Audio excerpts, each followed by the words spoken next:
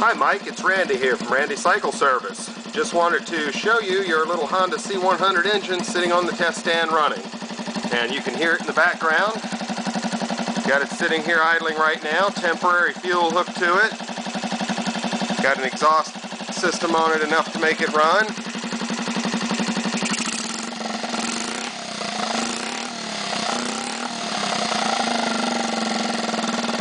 Everything's running just as it should. Oil circulating like it should. And it started the second kick, which is always a nice thing. And of course it looks really beautiful as well. You can see a lot of the detail on it. Carburetor,